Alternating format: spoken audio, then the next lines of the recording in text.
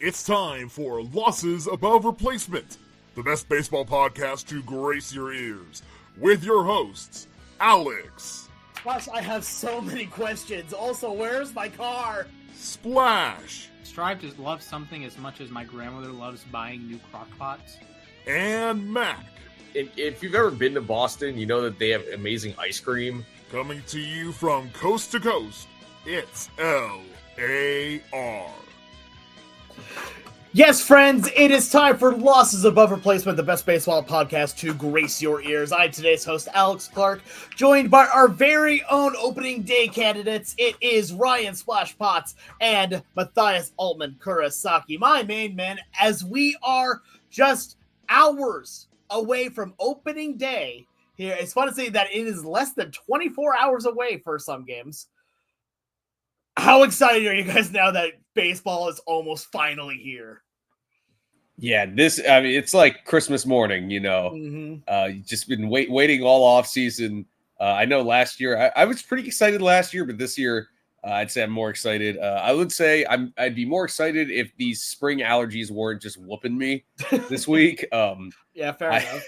I had a pretty fun weekend in Boston, except on Monday, I got home Sunday night, and then on Monday, for some reason, I couldn't stop sneezing.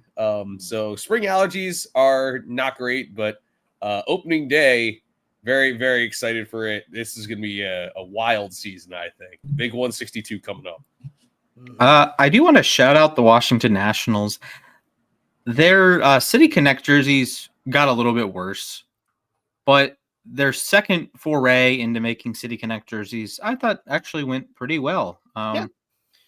I think It was a high bar. Houston improved a little bit. The Nationals downgraded. I would argue the Nationals kind of felt like the 2021 Dodgers, right? Yeah.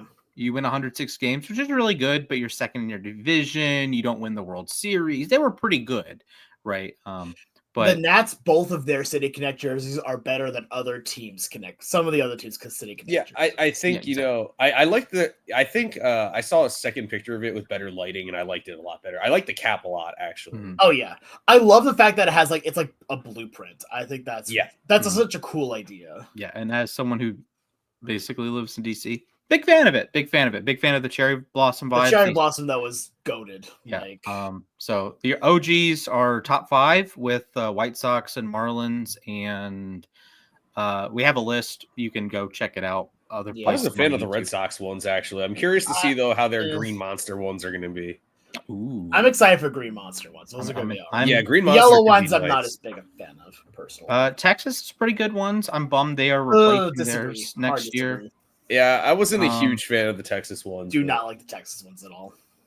Sorry. So all right. Well, your Jersey corner is brought to you by Splash is over.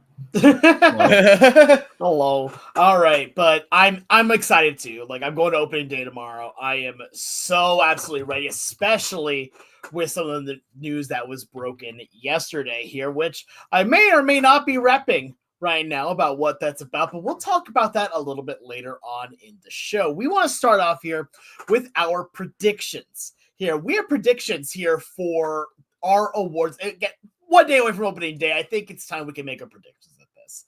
So we have our AL and NL picks for MVP, Cy Young, and Rookie of the Year. And I'm being told by Splash there's not a lot of overlap. There's a little bit.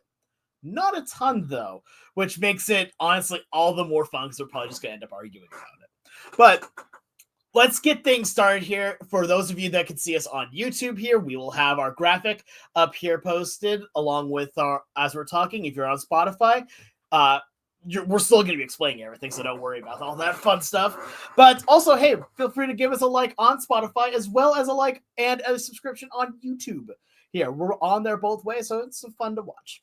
Anyway, with that being said, let's start out with the big hitter. Let's start out with our MVP picks. Here, let's start in the AL. Who would like to go first on their list? So I'll get started, and I wouldn't say I'm going too outside the box here, but my AL MVP is last year's runner-up, Bobby Witt Jr. I think Aaron Judge is. I believe Aaron Judge is the odds-on favorite. But Witt, last year won the Major League batting title, had 977 OPS, 171 OPS plus. He's a 30-30 guy for the second straight year. Led the majors in hits too. Plus, he improved significantly on defense, won a Golden Glove and a Silver Slugger. And I mean, he's going to be only turning 25 this year, and I see no reason why he can't get better. I'm not saying necessarily he hits 332, but maybe that on base percentage rises above 400. He slugs closer to 600. I know it was 589 this year. I could see him even having a 40-40 season this year. And the Royals, I think, I picked them to win the AL Central, and I think he's going to be a big part of it. So I think Witt wins, and it's the start of something big, I think, in Kansas City, especially for Witt. Yeah, I will say I was definitely considering going with Bobby Witt here because, last season was absolutely incredible. And I think he's going to have another good season this year as well. Here, I did not go with Witt. I went with the easy pick. I went with one old Arson Judge. And, it's really hard to bet against this guy. Like, it's really, really hard to bet against this guy. He is, again, you take a look at pure hitters, right? He is all of that. He is one of the most feared pure hitters in the game. But on top of it, he's also decent defensively, and he's going back into right field here now with Cody Bellinger taking over the center field spot for him. So now, more than likely, that's going to keep him a lot more energized for the plate overall. So with that, I think that you're going to have stellar defense from him out and right, but he's also going to be mashing homer after homer after homer as well. So yeah, for me, I went with the easy Aaron Judge pick. Yeah, you guys went 1 and 2. Depending on the odds that you look at, FanDuel, DraftKings, BetRivers, etc. Witt's won on some, Judge's won on others. It's pretty chalky. And I can go into my chalk predictions rant at the end of the episode, but I'm going to go with a guy who's been runner-up before, and he's won the important MVPs before. He has a couple World Series MVPs to his name. You might know him. His name is Corey Seager. Not quite as good as in 23. Of course, he was runner-up to Ohtani in 23. He still hit 30 bombs, had a 5-win season, was actually right around the same plate appearances despite the game discrepancy. And he's been a pretty solid defensive shortstop, so that helps getting five wins in 3/4 of a season. As of when I was researching, he's plus 1,600 on DraftKings, so not quite a plus 300 or plus 250 like a Judge or a Witt. And he's a stud. I think the Rangers are going to win the division, and Corey Seager is going to be a big reason why. That's fair. My biggest issue when it comes to Corey Seager is injury, and can he stay on the field? Yeah. When he stays on the field, he's great. The last 2 seasons, he's played 1.5 years combined. He has 12 WAR. Yeah. He was runner-up in MVP last year, or in 23. Like, we can't just forget that. And he had 5 wins last year, and with all due respect to Judge and Witt, I'm going to lean on 150 years of baseball history. The guys who repeat 10 WAR seasons back to back, it's like Mike Trout and Willie Mays and Babe Ruth, Barry Bonds. There's 4, maybe Ted Williams did it. It just doesn't really happen. I'm not saying that they'll never get back to 10, or Judge, for example, did it in 22 and 24. 23 conspicuously missing from that list. I don't think Witt's going to have a 10 WAR season again. Sorry. I think maybe the defense takes a half step back. So instead of being superlative, it's just really, really good. I don't think he's going to be a 170 OPS plus guy, maybe 150. So maybe he's a 7-win player. And then Seager comes in. And does anyone in baseball take better swing decisions than Corey Seager? Juan Soto. Juan Soto can be a little passive at times. Not quite like Vogelbach passive or Edouard Julien passive, not waiting to strike out, but Soto can occasionally. He's second on the selectivity list. Yeah. Fair enough at that point. Again, I'm not saying anything bad on Seager. I like Seager, but I also do think he is the lesser of the 2 Seager brothers. But that's me wholly just being a homer for that fun bits. Anyway, let's move on to our Cy Young picks, and we'll go reverse this time. So, Splash, how about you start us off with your American League Cy Young pick? All right, fellas, I'm going to start off with a question. After May 1st, who do you think had the best ERA in the American League? After May 1st? Yes, May 1st through the rest of the season. Skubal? Yeah, that's a reasonable guess. He was second. I'm going to give you the correct answer, and that's Hunter Brown of the Houston Astros. Ooh, yeah. He had a start, actually 2 really bad starts in April. He had one start particularly bad against the Royals. He allowed like 70 runs. He had a 2.51 from May 1st on. That's pretty good. He allowed an OPS below 600 in those starts, 147 innings. We talked about starting pitchers a few weeks ago. If you're allowing an OPS below 600, you're in that top echelon of pitchers. Every one of my top 5 had an OPS allowed that started with a 5. Logan Gilbert also had a OPS allowed that started with a 5. If you're good, you're going to have an OPS allowed that started with a 5. A couple lousy outings in April. I get it. And those count on the ledger for 2024. But guess what? Who won the Cy Young in 2024? Tarek Skubal, a guy who just balled out at the end of 2023, carried that momentum into 2024. And I think Hunter Brown is a real candidate to do that this year. He's sort of a co-ace with Framber Valdez. And the Hunter Brown looks like Justin Verlander. He pitches a little bit like Justin Verlander. But Grew up watching him. Yeah, the Astros said, all right, you're a little bit different. And they acknowledged that they're different. And he really exploded after that Royals start and after a really bad start right at the end of April. So I think he's going to be number 2 on a lot of people's ranking the Astros list. But I think he'll be number 1 by the end of the season. And I think he's going to win the Cy Young 25-1, 30-1, depending on the odds. I mean, that's definitely I respect the idea of the decision. I'm not going to agree because I have a different answer, but I also understand where you're going. I like the homework you did on that one. I'll give you that. Yeah, I can confirm of all the picks I think either of you made. I have like the 18 on the board. I have the longest 5. Yeah, fair enough. Okay, that makes sense. All right, then I'll go next with Cy Young. Then this is my homer pick. I do not care what you say. I'm going Logan Gilbert. I think that Logan Gilbert is such an insanely good pitcher. When you watch Walter take the mound, not Logan Gilbert, Walter take the mound here, it is something to behold. There's a reason why he earned the opening day start over Luis Castillo this year. But you take a look at what he has done over his entire career. He has continuously gotten better and better and better each year. He is now on a team of aces. He's the ace of a team of aces right now. And on top of it, to give a little bit of an idea here, he's also a workhorse. He led all Major League Baseball in innings pitched last year at 208 2/3. Very, very good. Also, one other thing he's led all the majors in is whip.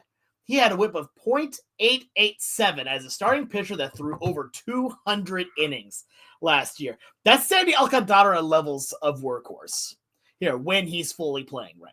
But at the same time, he had a true breakout last year, right? Like, he's always been good. He's been good. Last year, he really balled out. And now he's in a contract year here where there's a lot of talk that he needs to get extended this year or he's gone. This dude is going to play like his life depends on it. And on top of it, you can't work around starting pitchers anymore when you go against the Seattle Mariners because you have 5 aces on that team. It's like playing Balatro, getting 5 aces as a hand, 5 of a kind. But at the same time with it, I think that you've watched him progress year in and year out here. And he's only gotten better here each and every year.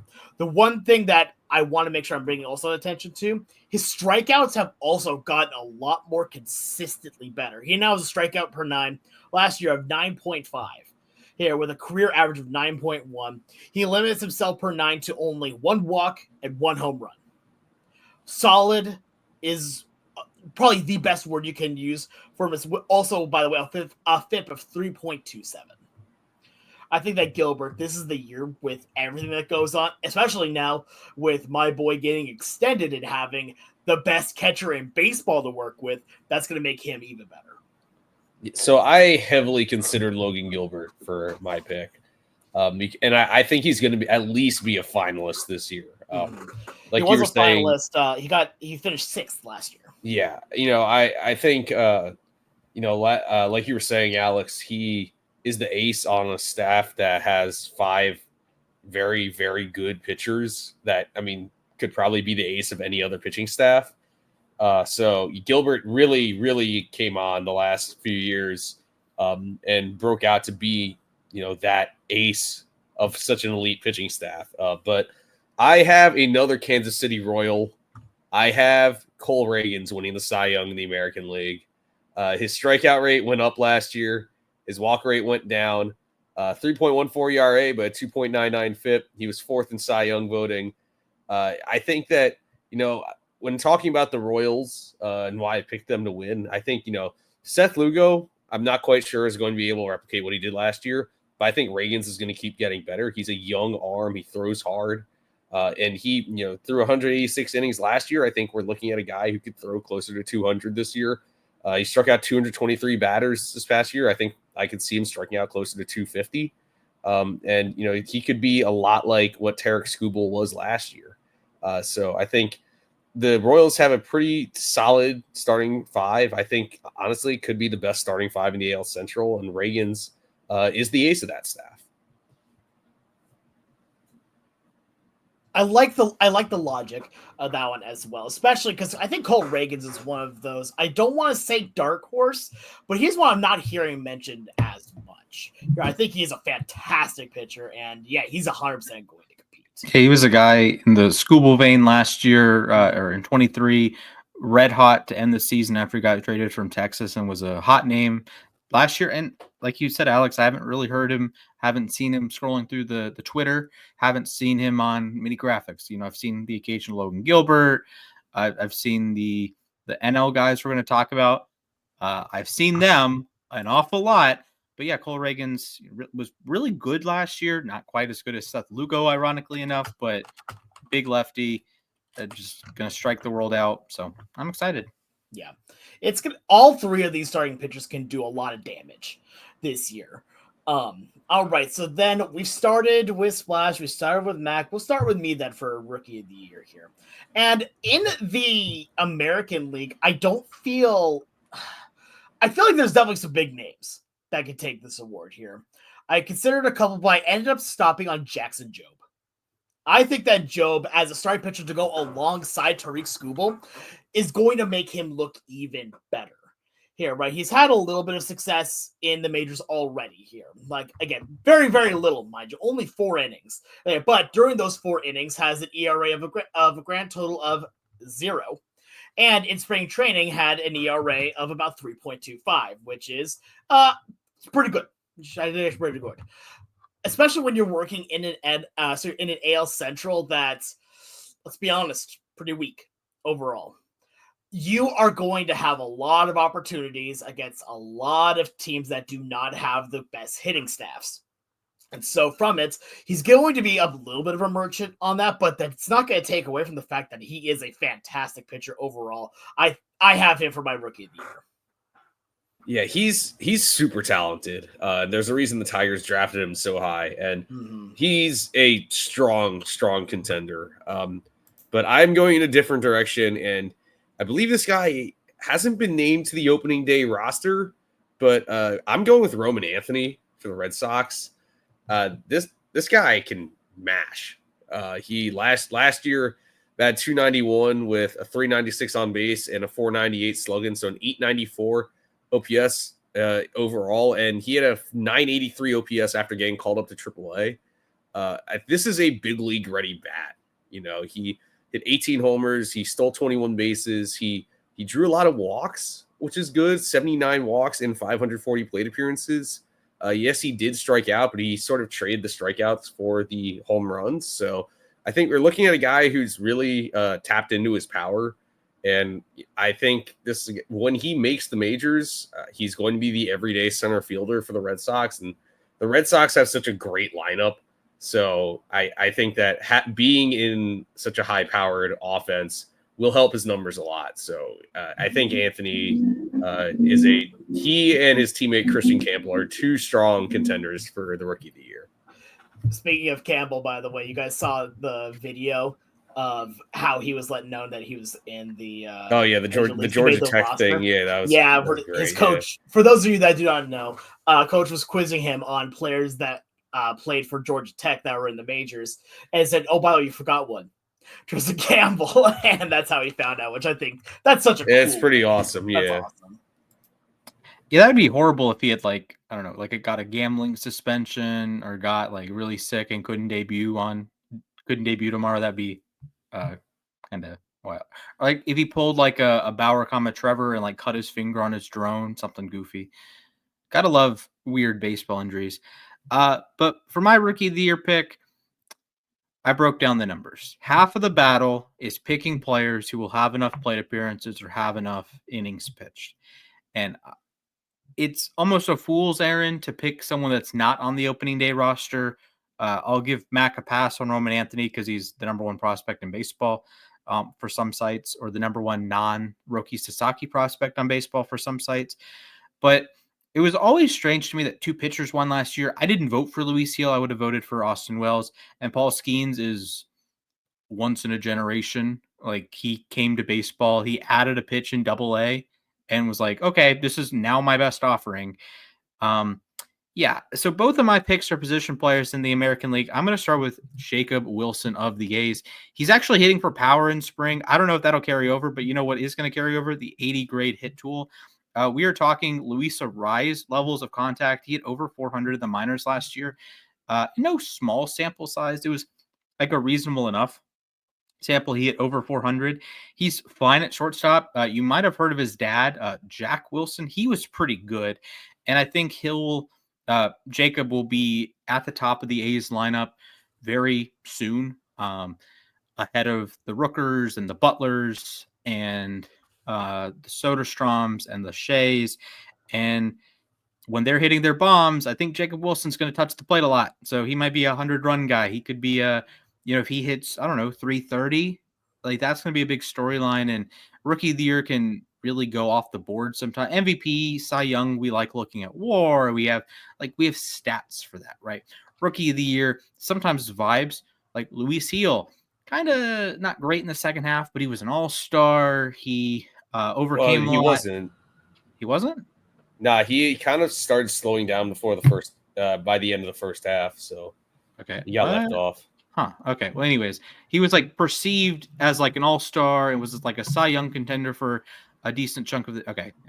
Never mind. He was not an all-star, but he was perceived as an all-star. He was like a bit of a snub, perceived really highly early on in the season, and with Garrett Cole going down, like narratively, it made sense that Garrett Cole goes down for half the season. Luis Heel steps up, right?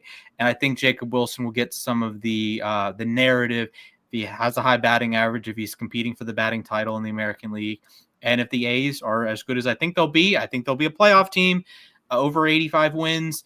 If they're doing that, they need something to go right, and I think Jacob Wilson will be the thing that goes right.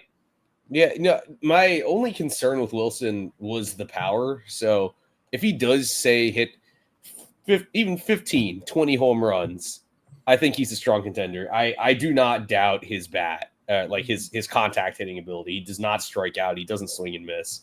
I'd also like to see him stay healthy. He unfortunately got hurt like his first game in the majors. So, and I was a pretty big Jack Wilson fan. I've said it before, and I'm Repower Pres legend. Yes. It's somewhere above my desk right now. My Jack Wilson bobblehead. But yeah, I'm really, really curious to see what he can do over the course of a full season in the majors. I will say though, rookie of the year is easily the hardest award to project before the season. Yeah, you could just go back to 2022, for example. Michael Harris didn't debut until the end of May, and he won it. He hadn't even played above like Double-A, right? Yeah, like in his career, he's played 40 games in Double-A. Yeah. It's like, okay. Fun. And we will talk about two high-profile AL West rookies in a little while, but yes, we will. For now, But now let's move on to the National League side of these awards. Now, do you guys want to start at MVP, or do we want to work backwards on this one? Let's work backwards. I like working backwards. Okay. We'll start with the rookie of the year. Time. Mac, let's have you start here with your rookie of the year pick for the National League. Yeah, so a couple of strong contenders here, I think. I'd say actually both leagues that it's like a decently deep field. Last year I know it was more heavily favored in the National League, or like the talent was more favored in the National League, but this year I'm going with Dylan Cruz in the National League. Cruz was, I think, the best bat in the draft. in 2023, just an absolute monster at LSU. And he was great in his first cup of coffee in professional ball in 23. Last year, his overall OPS was 792 in the minors, which is solid. But 13 homers and 25 steals plus 6 triples and 21 doubles. Overall, just a good, solid hitter. Like, yeah, he can hit for power when he needs to. He's fast. He's very athletic, can play solid defense in the outfield. And he broke into the majors last year. And while his numbers aren't necessarily super pretty, with the 641 OPS, he did steal 12 games. 12 bases in 31 games. You know what I meant. And only got caught 3 times. So I think we're looking at a guy who can be a 2020 at the least. So I think he's probably going to be the everyday leadoff hitter for the Nationals this year, or batting near the top of the lineup. So I think with all the plate appearances he's going to get, I think you're going to see a lot of Dylan Cruz highlights this year. So he's my NL Rookie of the Year pick. Honestly, yeah, no. To be fair, it was between 2 people for me. It was between Dylan Cruz and the one who I eventually ended up going with, and that's Roki Sasaki. You watch what this guy did in Japan, and it's not fair. And now you take that and put it into a big league context. I think Roki is going to have himself one hell of a year. And it comes back to this argument that we've talked about beforehand of should players that have professional experience in other leagues be considered rookies? Because it almost feels like they're not at that point. But he is being considered as one. His pitch mix is incredible. His velocity is insane. On another team of aces, the Dodgers, he's another one of those aces, I think. Now, do I think he is going to be their number 1? Absolutely not. But do I think that he can be a very strong pitcher and his first campaign in the big leagues is going to be a success? I absolutely do. So I do have half a step of pushback. I don't think the Dodgers have any sort of incentive to have Sasaki throw enough innings to be the Rookie of the Year. So I think you're sort of banking on being even better than what Skeens was last year. And I don't think Sasaki is like 10% as polished as Skeens was. And then with Cruz, I think of Cruz more as I think he'll be like a 3-win player for like 15 years. I don't know if he'll ever be like an MVP level player. He screams to me like Brian Reynolds. The tool's a little bit different, but if he's like a Brian Reynolds type player, if he's Brian Reynolds, I think, yeah, that was a good player. My pick is way out of left field. Unfortunately, he did not make the opening day roster for his team. That's Davison De Los Santos of the Miami Marlins. He's the thing that sucks is he's not currently getting an opportunity. They're going with Matt Mervis as their heavy power guy. I don't get it.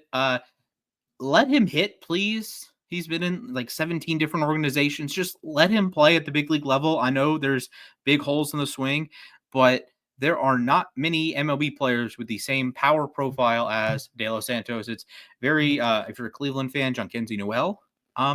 And if I'm banking on a guy, I'm going to take the guy to me that has the highest ceiling out of the hitter group in the National League. I think he's a guy that if you asked me to predict someone to break Pete Alonso's rookie home run record, De Los Santos would be the guy. Just incredible power. Led the minors in homers last year.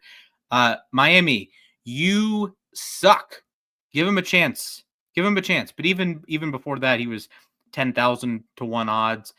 So unlikely. So some actual picks that you might see value in. Rhett Lauder of the Reds. Again, I'm against pitchers usually, but he debuted at the end of last season. He's excellent. Caleb Durbin from Milwaukee. And then Cruz is a fine option. Sasaki, again, not a Sasaki argument. It's a Dodgers argument. So Davis and De Los Santos carry me to the promised land, buddy. That's a very fair point to bring up. Yeah.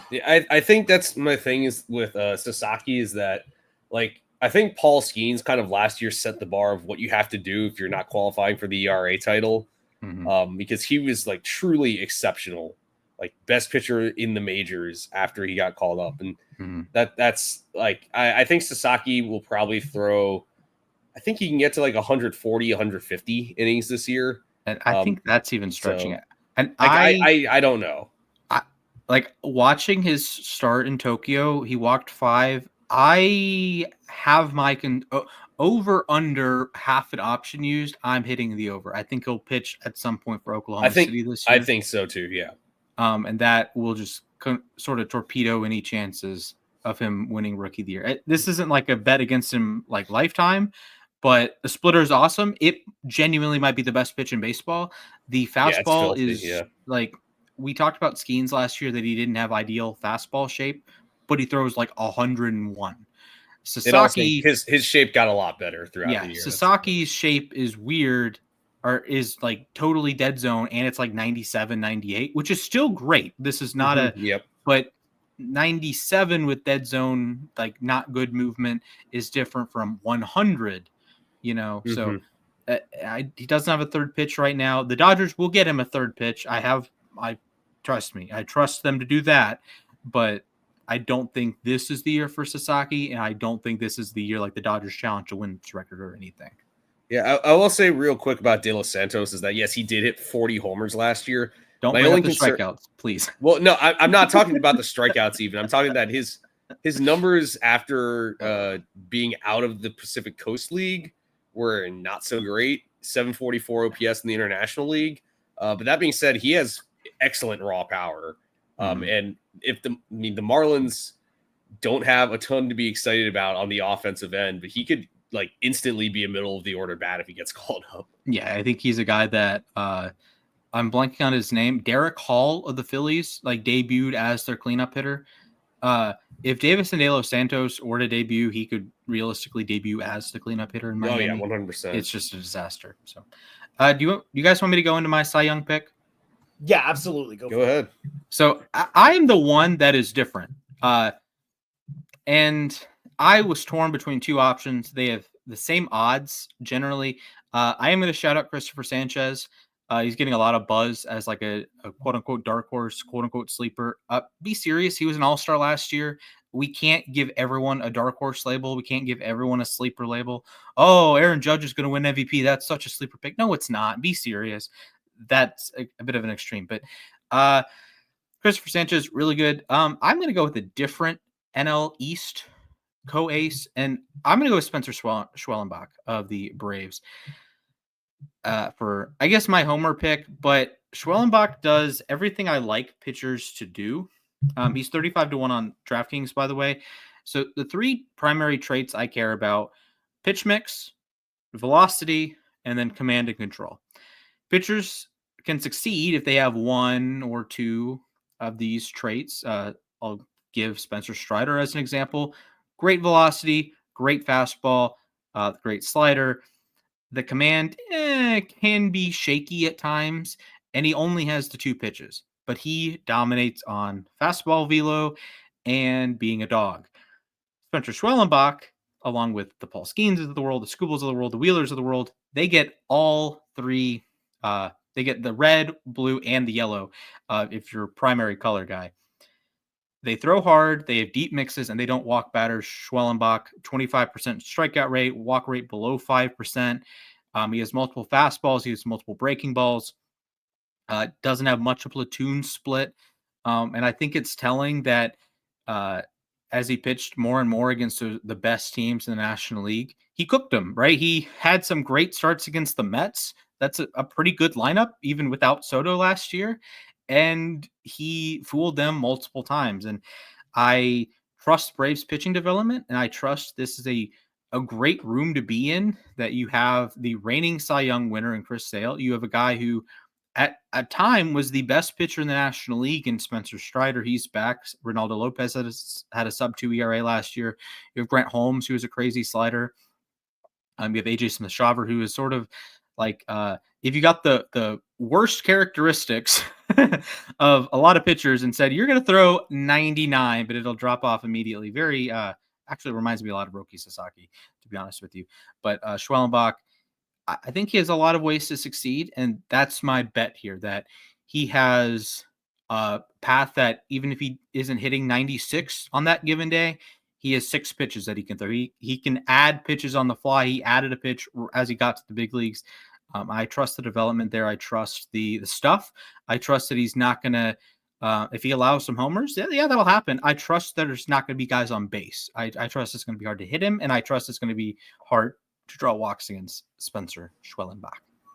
Yeah, if I were to pick someone on the Braves pitching staff, it would be Schwellenbach, and I honestly don't even know if it's that close. I think Chris Sale is great, but I don't see him replicating what he did last year, especially the injury concerns late last year. And then like Strider, we don't know what we're going to see from Spencer Strider this year. And I don't know if Ronaldo Lopez will be as good as he was last year. I am not picking any of those guys. I am going with, I'm pretty sure he's the favorite going around. That's Paul Skeens. I understand that maybe it's unreasonable to expect a sub-2 ERA this coming year. Frankly, I don't think he needs to have a sub-2 ERA to win the Cy Young. Even if he's close to what his expected ERA was, which was 2.53, or his FIP of 2.44, I think we're looking at a guy who's going to strike out. Honestly, if he pitches like 200 or so innings, I could see him getting close to 270, 275 strikeouts. Last year, he struck out basically 1 out of every 3 batters he faced. 1.96 ERA. He's adding pitches to his mix, supposedly, which is crazy. I think, is this guy a robot or something? Yep. And he doesn't walk guys. Like, he struck out 170 batters in 133 innings, and he only had a 2.17 walk per 9. 170 walks to 32. 170 strikeouts to 32 walks. That's over a 5-to-1 strikeout to walk ratio. And I think he, even if his overall numbers aren't as pretty as they were this year, I see no reason why he shouldn't win the Cy Young this year. So I'm pretty sure the favorite. I believe he's one of the few favorites I had on my mind like immediately when I was thinking about this award. So Skeens, I see no reason why he shouldn't be the favorite heading into this season. Yes, Skeens is the favorite on every site. He's ahead of Wheeler and ahead of Burns is up there. But yeah, Skeens is number 1 across the board. He's even more like across the board than Judge. Yeah, sounds about right. And sounds even more about right because he's also my Cy Young pick for the NL. I mean, took us until now to have an overlap. I know, right? So at this point, right, what more do you need to say about Skeens? We have watched him over the course of all last year, and it became obvious that he was the best pitcher. Like, he was the runaway for Rookie of the Year, and that was in a race that also included guys like Jackson Chourio, that also had Jackson Merrill in it. And yet Skeens was like but he's Paul Skeens pick on that. And now you have it where you have an entire year of Paul Skeens. Last year, you had him benched you had him in the minors for like what, a month and a half, 2 months, something like that. Like, not very long, but as soon as he came up, it just exploded into this Skeens mania type feel.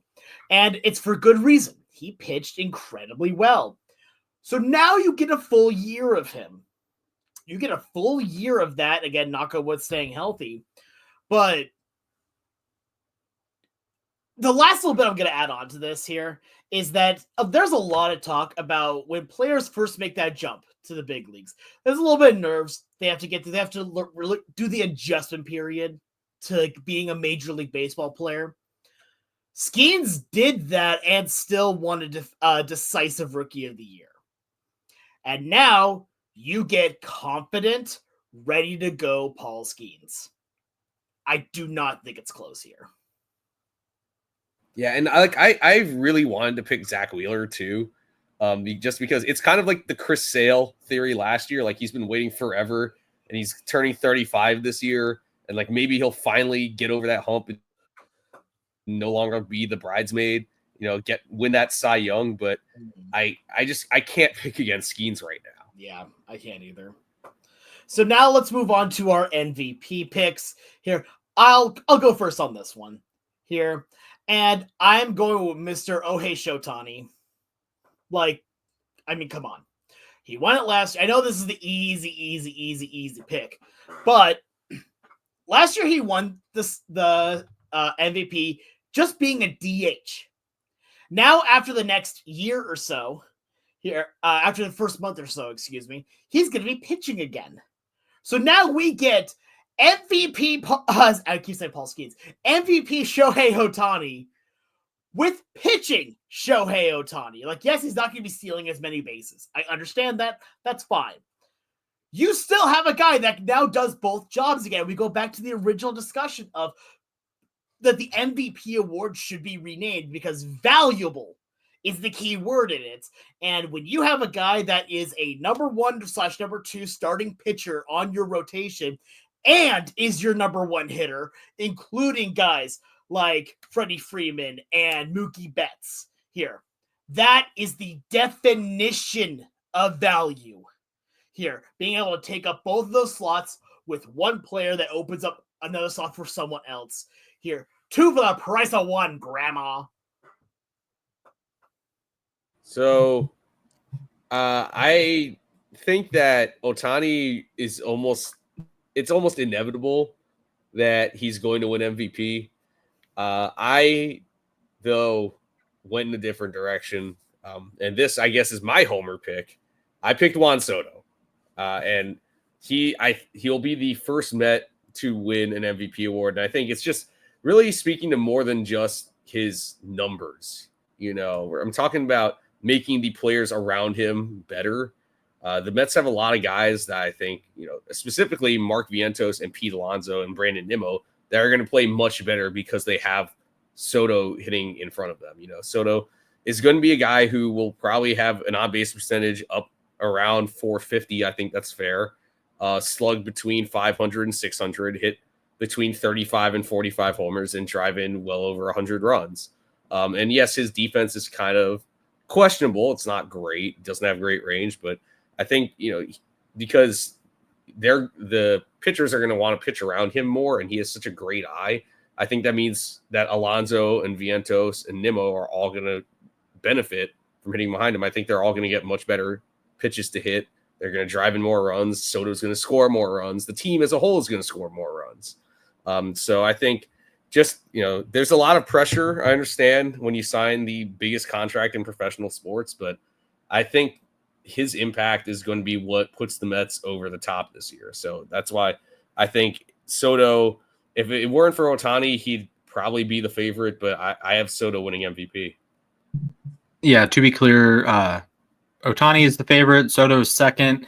Some other guys that if you aren't wanting to pick Ohtani, like if you think Ohtani is going to get in a gambling scheme again, Corbin Carroll was really good for 4 months last year. Fernando Tatis is incredibly toolsy.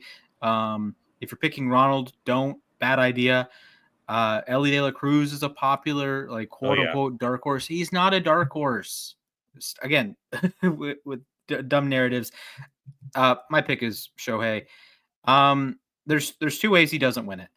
First, he gets hurt. We're obviously not rooting for that. And even if he does get hurt, he might win it anyways. He did that in 23, and last year he didn't pitch and he won it. So 2 out of his 3 MVPs were in quote-unquote hurt seasons.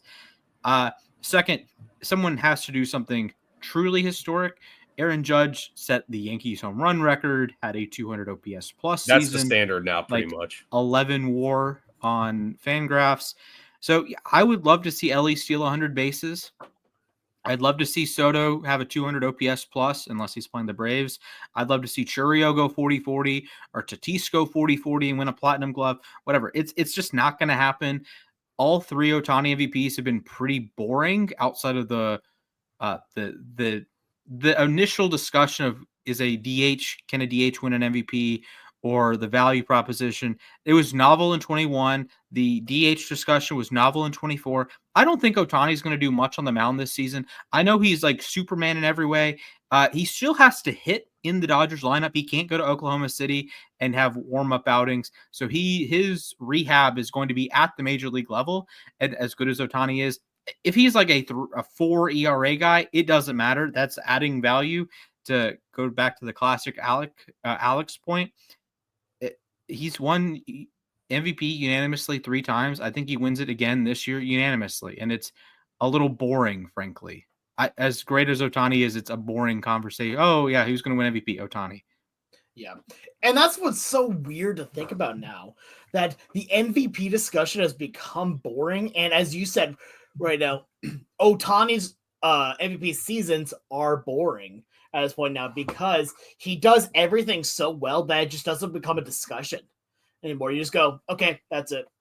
Done. Yeah, so I do have a quick question for you, and this is kind of like a long-term thing, but Barry Bonds has the record, 7 MVPs. Do we think Ohtani breaks that record? Absolutely. I think he ties it. I think he gets close, and I think he ties it too. So Ohtani is he's 30 he's under contract through 2033. He turns 31 in July. Granted, Barry Bonds won an MVP when he was 40. That's a good point. Barry Bonds also ate a balanced breakfast. Yeah, 4 straight MVPs from his age 37 to 40 seasons. Okay. I think Ohtani wins. If you set the line at over under 5.5, I think it's over. If you set it at 6.5, that's a really tough line. I'm gonna be honest here. I disagree. I think he shatters the record. Shatters the record. Shatters it. I think that right now he's at how many MVPs now? 3? He's at 3. Correct. Yeah, he's at 3, right? At age 30 season, if he continues doing anything like he's been doing, right?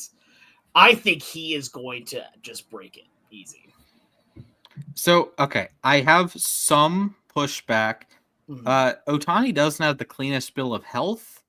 Yeah, that's my concern. 2 Tommy Johns. Yeah, that is the biggest concern. Agreed. Like in the biggest series of his life, he dealt with a shoulder injury. That really, I mean, he was like fine in the playoffs. He had a 385 OPS in the World Series. He was great in the NLCS, but he was kind of underwhelming in the World Series. Yeah. Whole playoffs as a whole, 767 OPS, which fine, whatever, you'll take that. But there's just I think so much. Even a fairly healthy Shohei. Close enough. My own joke's got ahead of me now. I think that at this point, like even you were talking about that, some of his MVP seasons were hurt. He was playing hurt. And I think that as long as he keeps going on this, because even if he can't pitch, we see what happens when he can't pitch. It's called he steals a billion bases. But I don't think the 50 steals are going to be like in perpetuity. I think he'll still be up like a great base runner, but I don't know if the Dodgers stealing 40 years. Yeah, I don't know if the Dodgers. Still a ton. Yeah. And you add the power to all that. You add the fact that he's still hitting the ball a metric ton. I think it's incredibly likely. So if I set the line at over under 7.5 MVPs, you're going over. Oh, easy. Yeah. Okay. Which would imply that he wins an MVP at 34 or later. Yep. That's fine. At least one. Yeah. The health and the age thing is what I'm considering too. Because I understand that. Like he's 30 right now. Does he get to 10, Alex? I'm very much considering that. Yes. That would imply that he wins one at the minimum of age 36. Yeah. I mean, I feel like we obviously can revisit this. This is going to be a podcast that when we're all like famous, living in wherever we're living at, here we're going to revisit this. We're going to be revisiting. Alex, you guys are either going to say, "Wow, Alex was right," or "Oh, look, Alex is just talking out his butt again." Yeah, wow. Ohtani retired with 3 MVPs. What? Man, what a failure! Okay, what is more likely? That Ohtani wins 10 MVPs or Ohtani stays with 3? I think even if you like mapped out the odds might say it's more likely he wins 10 because he's such a favorite. He's like plus 130 on some see, I'm going to say it's more likely he finishes with 3 than 10. Okay. Even though I just made this whole bet that he's going to. I think the main reasoning being is that every year something can happen, right? Mm-hmm. And if something goes wrong or something happens, then he doesn't win the MVP and all that. But I still think that he's going to win at least some. And it's weird to say for a player that it's like, yeah, they're gonna win a handful of MVPs. Yeah, Like A that sounds like handful you of win a MVPs, handful. that's all right. yeah, not bad. Exactly. Yeah, Not bad. It's sort of like I forget who it was that predicted Yuri Perez would win multiple Cy Youngs. And I like Yuri Perez as much as the next guy, but just picking a guy he's going to win multiple Cy Youngs is just kind of wild because that doesn't really happen. Not very common, yeah. And especially at the time Perez was 20 and unlike say Skeens this year, if you said over under 1.5 Cy Youngs for Skeens, I think a lot of reasonable people would pick the over because of how good Skeens was. Like he won the Rookie of the Year, he had a sub-1 ERA, yada yada yada yada yada yada. And that was just, I don't know, it was a little wild. Although I do like Yuri Perez. I think Yuri Perez is gonna be fun. Yeah. Yes, to be clear. All right, guys, what do you all think about our picks here? Do you think that any of us really reached just for content? Do you think that any of us really just took the easy way out? I know I probably look like I did. But at the same point, let us know what you guys think on YouTube at Losses Above Replacements or on Twitter at LAR_baseball. Here, as well as you can find us on Spotify and all that fun stuff also on Instagram. But it is now time here. We're having to call a little bit of an audible here. It's time for trivia here because we have Splash here who, I kid you not, has been hyping up this trivia for weeks, and I am excited for it. Says he's got a cool idea. I am ready to see it. Splash, the floor is yours. All right. Are you both familiar with Uno? Yes. All right. So this functions as Uno rules, and I will elaborate more. I have every. I am so scared right now. Yes. Oh boy. Okay. I have every opening day lineup from 2024. All 30 teams, catcher Great. through DH, pitcher, yada yada. Okay. So every team, 10 players. There's 300 players total, right? Yeah. Your goal is to name as many of the group as possible. With the caveat, you have Uno rules to get to your next player. So this is 3 qualifiers. Okay. They have to be teammates with a player previously named, or play the same position as the player previously named, or share the same last name. So, for example, 2008, Chipper Jones, third baseman, Atlanta Braves, Andrew Jones, center fielder, Los Angeles Dodgers. That is a valid connection. Yep. Continuing with 2008, you can go Andrew Jones to Andre Ethier. They shared the same outfield with the Dodgers. And you can go Andrew Jones to Grady Sizemore, center fielder for one, center fielder for the other. Okay. I'm following. What are we playing to then? You get 3 strikes. Okay. You get 3 strikes. All right, I get it. So we don't have to call out Uno. Correct. All right. Mac, please pick a number between 1 and 60. 45. Alex. I gotta go with the number 24. It is 30. Alex, you may begin. Okay, so I just gotta name a player. Yes. Yeah, so how to get strikes? 1, name a player that wasn't on the starting lineup. So if you named Garrett Cole, that would be wrong. Number 2, if you fail to make the connection. Okay. Now it's like I'm second guessing everything I know about baseball. It's like, did he actually play this position, or is he DH? I don't know. Yeah, I was like, did they DH by chance? Right? Well, you don't have to give me the position, but okay. The first one you just need to get on the board here. Okay, cool. I'm gonna go with Eugenio Suarez. Eugenio Suarez is correct. Diamondbacks third baseman. Okay, I'll go with the guy who played third base for the Mets, Brett Beatty. Brett Beatty is correct. Alex, third baseman for the Mets. I'm going to go with another Met then, and I'm going to go with Lindor. Francisco Lindor, Mets shortstop. Okay. I guess I'll go with another Met then, Harrison Bader. Harrison Bader, Mets center fielder. All right, I'll go with another Met. Then I'm going to go with Pete Alonso. Pete Alonso, Mets first baseman. Okay. I'll go with. I'm second guessing myself kind of. Yeah, now you see the pressure on so the first one I think I believe this guy was still a starter on opening day last year.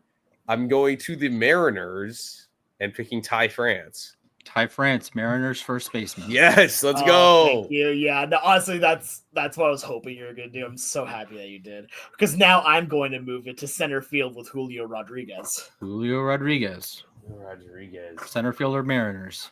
center fielder, Mariners. All right. I'll stick with the Mariners then. I'll pick Cal Raleigh. Dang it! Cal Raleigh, Mariners catcher. Yeah, that's what I wanted to do too. Okay, then I'm going to move to Jorge Polanco. Jorge Polanco, Mariners second baseman. Second baseman. Second baseman. All right. Okay.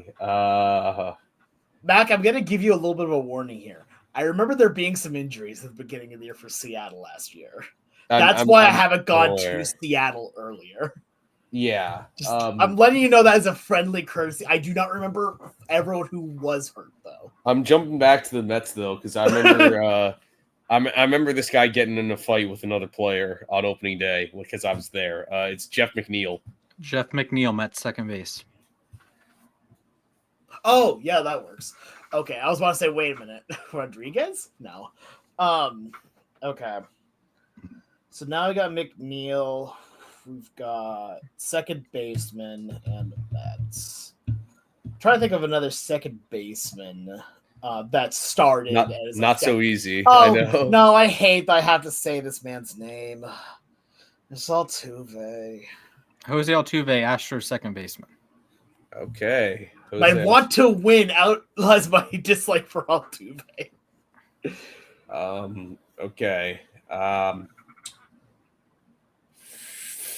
Man. I'll go with another Astro then. I'm gonna go with Alex Bregman. Let's go with Alex Bregman. Alex Bregman, Astros third baseman. Okay, I'm gonna stay with the Astros and say Yordangus Alvarez. Jordan Alvarez, Astros DH. All right. I'm gonna jump back to the Mets for a second then, because our DH, I believe, was DJ Stewart. DJ Stewart, Mets DH. Yep. Ooh. Okay. Cannot believe that guy was on the opening day. Here's the thing. I'm struggling to remember other players that played for the Mets, so I have the to. Mets, baby. Let's talk about the Mets. It's like it's not about the money, Spider-Man. It's about the Mets, baby. Love the Mets. Come on, hit a homer, baby. Let's go, Mets. Okay, so you put what was the name one more time? I'm so sorry. DJ Stewart. DJ Stewart. Mets DH. So I have to then either name another Met on the starting rotation, a DH from any other team, or someone with the last name of Stewart. Yes. Correct. Okay. Tony Stewart, unfortunately, would not work. Martha Stewart would also not work. Because she does not play baseball. Yes. Okay, this is actually a little bit more tough here, DHing. Because DH is always like a weird one, because you always think of players as like their main position. Yeah. Here. I am ready to go with a first strike here by chance as well here. I'm going to take a risk and go back to the Mariners to say Mitch Haniger. Pal, that is a strike. Yeah. Mitch Haniger played right field on. Oh, he did. Oh, he was actually in the field. Oh, I forgot. Okay. All right. Yeah, strike one for Alex. That's fine. Yep. So Mariners right fielder Mitch Haniger. Okay, so now I have to name a right fielder or something. Mm-hmm. Yes. Okay. Okay. I guess I'll I believe this guy played right field on opening day last year. I'm going to jump to Arizona and take Corbin Carroll. Corbin Carroll, Diamondbacks right fielder. Let's go. That's a really good pick. I'm going to jump as well to a different team as well for right field, and I'm going to say Kyle Tucker. Kyle Tucker, Astros right fielder. All right. Gonna jump back to the Mets and take Starling Marte. Starling Marte played right field. Is right field for the New York Mets. man, we're running out of the Mets now. Yeah, I'm kind of familiar with that team. So IGG, I wonder why. I was also at opening day last year, so yeah, that's fair. I was at Mariners opening day and sitting right by Hanagram. Apparently, I can't remember that he played deep. Oh my god, man! Good job, everybody. Look, it's fine. I get it, man. Look, that was a year ago. Give me a break. Yeah, no. Alrighty. All right, so now we got right fielder Mets. Yep. Let's move it along. Marte. Starling Marte, right? Yes, Correct. Starling Marte. Okay, cool. Then I'm going to go to Ketel Marte. Thank you. I was waiting for that. Ketel Marte, Diamondbacks second baseman. Okay, so second baseman. All right. I can stay with the Diamondbacks. Christian Walker. Christian Walker, first baseman, Diamondbacks. Let's go. Yeah, that's okay. I'm gonna stay with the Diamondbacks as well, and I'm going to say Zach Gallen. Zach Gallen, starting pitcher, Arizona. I believe the first starter we've mentioned. Yes. So. Yeah, you're right. I hadn't even thought of pitchers, if I'm being honest. Well, here's the I've been trying to avoid pitchers because I cannot remember who some of the opening dayers were. Yeah, I'll jump to the team I saw play the Mets on opening day. The Brewers, Freddie Peralta. Freddie Peralta, Brewers starting pitcher. All right, I'll jump back to my team then because it was Luis Castillo. Luis Castillo, Seattle Mariners. All right, I'll go back to my team then and go Jose Quintana. Jose Quintana, New York Mets, baby. Let's talk about Are there that. any more Mets even? Yes. There's one more Met. Okay. Oh, so I have to name just another starting pitcher then, basically. Yeah. Who started for? Oh wait, Garrett Cole. Garrett Cole is Oh, he was injured. buddy. You're right. That was the example he used. I was in the intro. Oh my god! I forgot about that. Sorry. All right. Well, as our jumping off point, Mac, would you like to stick with Jose Quintana, or would you like to take the Garrett Cole replacement as starting pitcher for the Yankees? You don't have to name him. I will just offer it to you. I'll take the Garrett Cole replacement then. All right. You are now jumping off from New York Yankees starting pitcher Nestor Cortez. Okay. I thought it was Cortez. Okay. So naming another starting pitcher or another Yankee, because I don't believe there's another Cortez that started. Hey, man. Hernan Cortez is just sitting there for you. I know. He's on the Aztec Conquistadors. I was about to say the Guangdong Tigers. Yeah, Guangdong. The Madrid Conquistadors. Okay. Now I'm struggling to think of players. You know what I mean? Yeah, I understand that. Solid. Okay. I will go with. Man, I why am I struggling right now? It's tough, like because you also have to try to remember who you've already said because you don't want any duplicates. Yeah. I'm gonna go. I think this guy started on opening day, and I'm kind of taking a risk because there are two guys I'm thinking of. Zach Wheeler, Phillies. Zach Wheeler, Philadelphia Phillies starting pitcher. Oh wow, okay. I was between two names, so all right, then I'm gonna stay with the Phillies. Just keep this easy here. JT Realmuto, catcher, Phillies. All right, first then catcher, I believe. I'll complete. No, we had Cal Raleigh earlier. Yes, okay. I'll complete the Mets lineup then and take Francisco Alvarez. That is Mets catcher. All right, so we need to keep on catch because now we can't go to any more Mets. Correct. We also. And we can use Yordan Alvarez because it's already been said. Correct. So we have to name another catcher. Mm-hmm. Okay. Trying to remember who catches for each team. There's no way. Oh, look, I'm willing to take the third striker just because I want to say this man's name. Martin Maldonado, White Sox catcher. Yeah! Yep. Oh, should have been. I knew it. Let's go! All right, we are now on the worst team in baseball. Let's go. All right, well, I'm just going to take another backstop because I can't think of anyone else really on the White Sox, to be completely honest. Really? I'm jumping over to the Rangers and taking Jonah Heim, who had a walk-off on opening day. It is Heim time, baby. Jonah Heim, Rangers catcher. Nathaniel Lau. My friends, that is the end of the game. What? Yep. Yeah, He was that's 3 injured. strikes. Oh! Ezekiel Duran started at first base, and Wyatt Langford started at DH. So Alex gets skunked here, opening day trivia.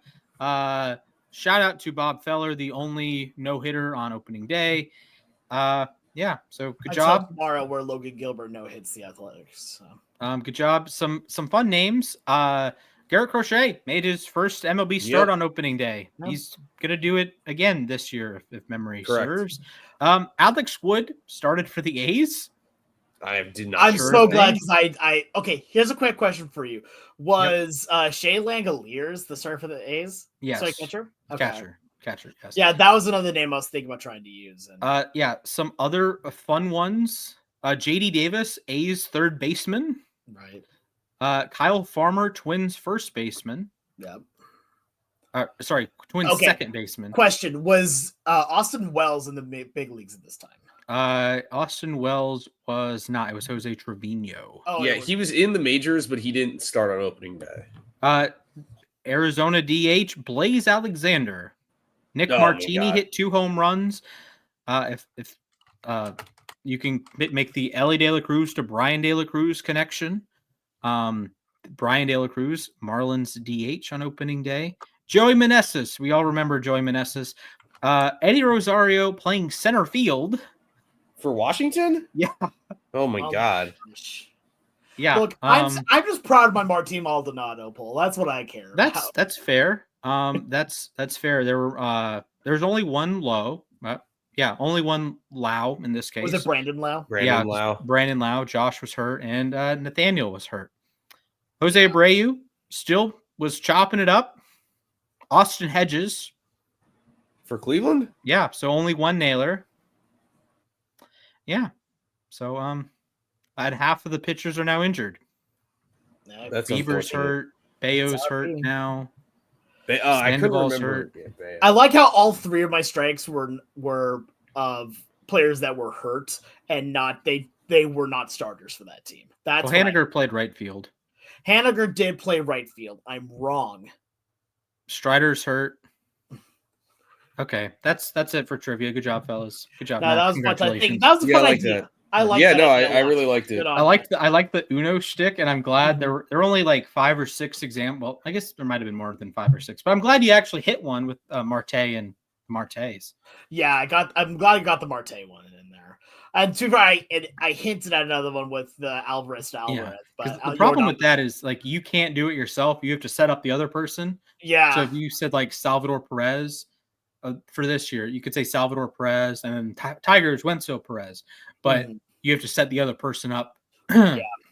So exactly. Good job, fellas. All right, but thank you for the trivia. That was a good time. It is now time for our final segment, the moment to ourselves, where we take a minute to talk about what's ever on our mind. It does not have to be baseball related, but it absolutely can be.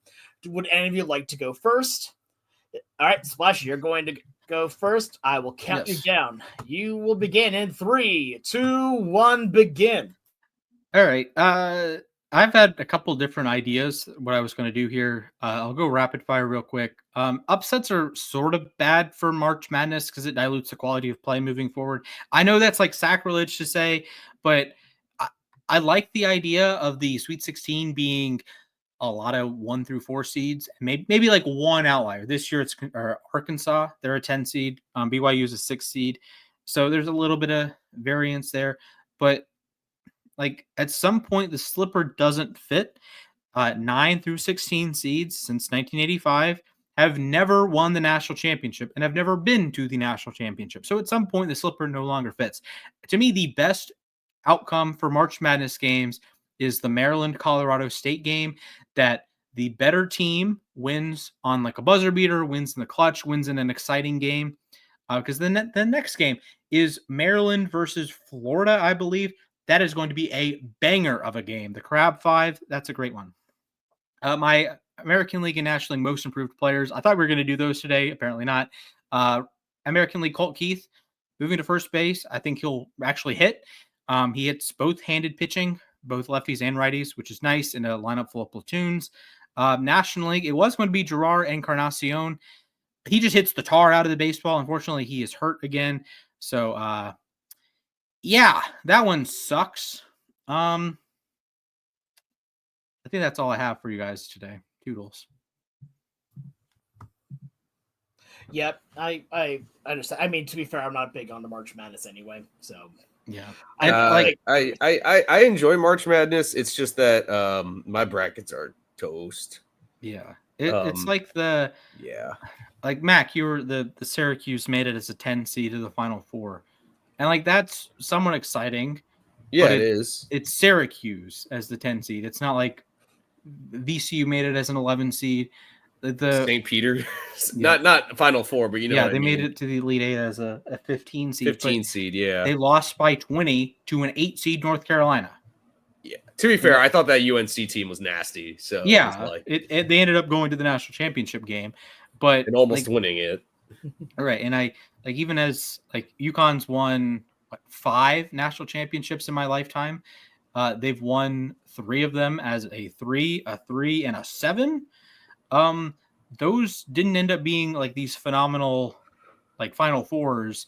Like the Butler game was one of the most boring games of all time, and they clobbered San Diego State in 23. It just ends up being it dilutes the quality of the play. Yeah, I get that. Like I like the upsets. I like the seeing the moment, like the RJ Hunter shot against Baylor back when I was in middle school. Yeah. That's lit. The problem is Georgia State's a 14 seed and they get whacked the next round. Or FDU against Purdue a couple of years ago. It's the hope, right? It's the hope that if a lower seed can win in those games, that they can win against the other teams like that. And eventually it waters down the product. And I think this year in particular is a very top heavy year. Like the 1 seeds off the chain good, 2 seeds off the chain good. There's a reason only one of them is lost, and they lost to a team coached by freaking John Calipari. Like that's easy to square the circle. Okay, that's the team that loses.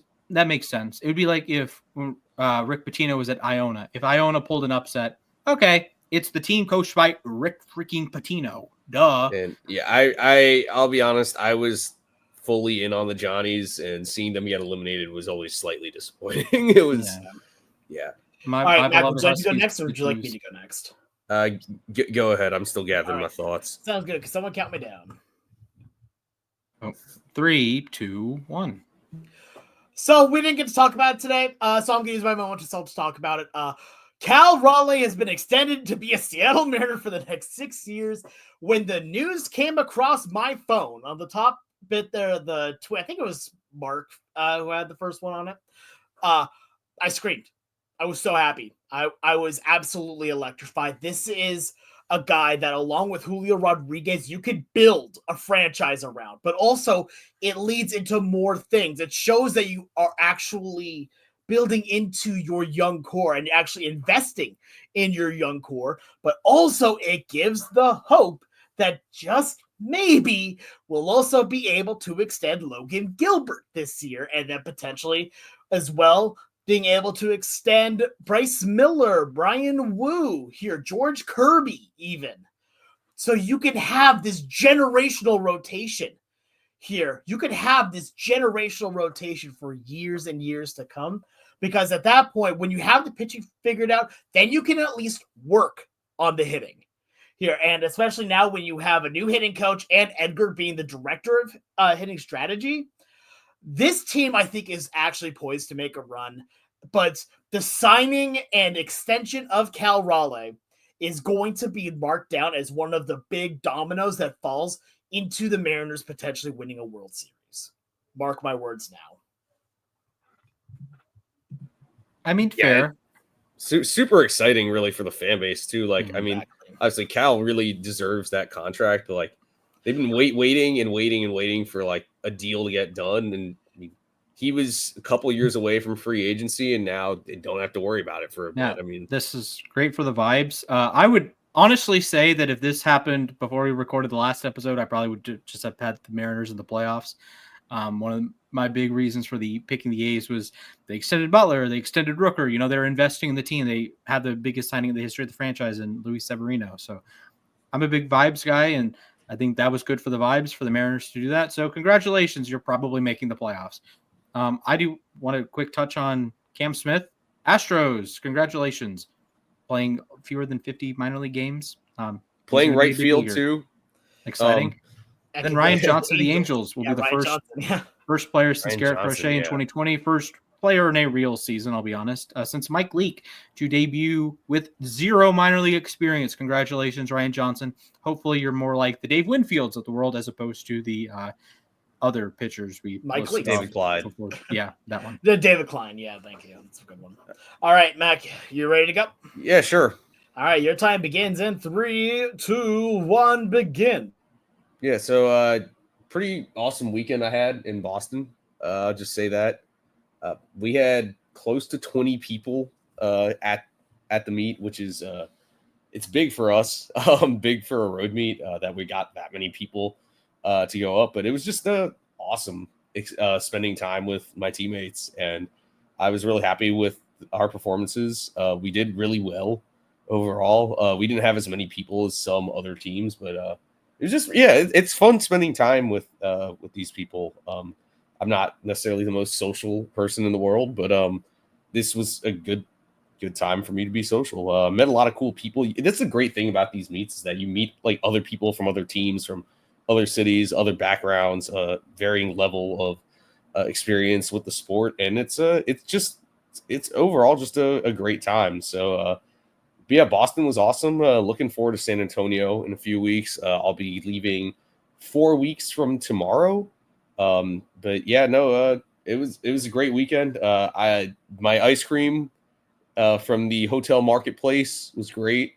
I also may have had, I don't know if I was just really hungry after Saturday. I was at the pool from 9:30 until 7:30 on Saturday. But I feel like I may have had the greatest chicken wings of all time after the meet. I ordered a burnt ends sandwich, mac and cheese, and chicken wings. And I don't know, something about those wings were just amazing. I will say to Smoke Shop Barbecue in Boston, as great as the food was, how come the barbecue joint did not give me a fork or napkins? You're a barbecue restaurant, but still overall 5-star experience in Boston this weekend. I was about to ask about the no fork. Yeah, but no fork. That's like I get napkins can be like just in weird spots, but like no fork. Yeah, so I ran downstairs to the lobby and got myself some silverware. Good call. Yeah, very good call. But anyway, I think that's going to do it for us here today. Thank you so much for tuning into today's edition of Losses Above Replacement. Opening day! It's here! We're ready for baseball! And if you're ready to follow baseball along with us, then go ahead and subscribe on YouTube at Losses Above Replacement. Follow us on Twitter at LAR_baseball, as well as on Instagram. And also, give us a good review on Spotify and follow us on Spotify so you can always keep up to date with all of our shenanigans here. Make sure you go follow all of us individually. On Twitter, you can go follow Mac at Mathias_A_K. You can go follow Splash at Mr. Splashman19. And you can go follow me at the Sports Guy 242. But from all of us here at Losses Above Replacement, thank you so much. Have a great rest of your day. Stay safe. And I hope to see you all real soon.